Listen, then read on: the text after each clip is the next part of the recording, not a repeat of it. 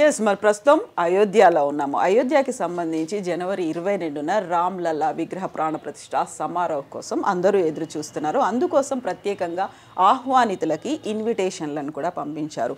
ఇది మనం చూస్తున్నాం, ఇక్బాల్ అన్సారీ గారికి పంపించినటువంటి ఇన్విటేషన్. యాక్చువల్గా ఈ ఇన్విటేషన్ లోపల ఏముంది, ఇంగ్లీష్ అండ్ హిందీ లాంగ్వేజెస్లో, 2 లాంగ్వేజెస్లో ఈ ఇన్విటేషన్ని పబ్లిష్ చేశారు.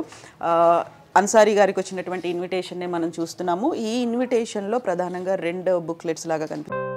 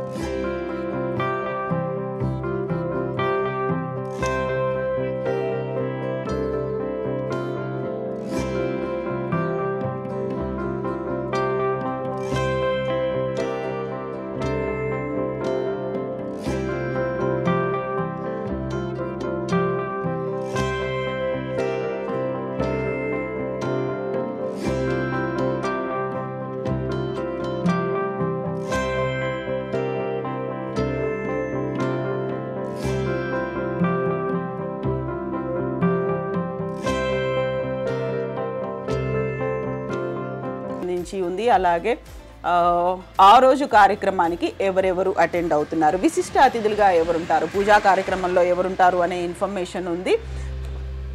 అండ్ ఇది బ్యాక్ పోర్షన్.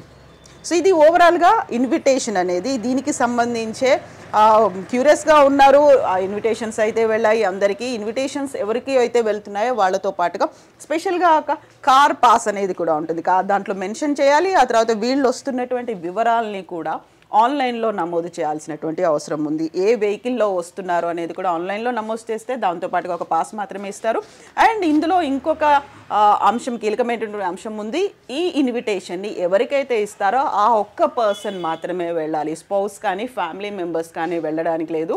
ఎవరికి పేరుతో ఇన్విటేషన్ ఉందో ఆ ఒక్క పర్సన్ మాత్రమే కార్యక్రమానికి అటెండ్ అవ్వాలి. అండ్ మోరోవర్ దీంతో పాటుగా ఇప్పటిదాకా అయితే 6,000 మందికి పైగా ఇన్విటేషన్లు వెళ్ళాయి. 7,000 ఇన్విటేషన్లని ఇవ్వబోతున్నారు.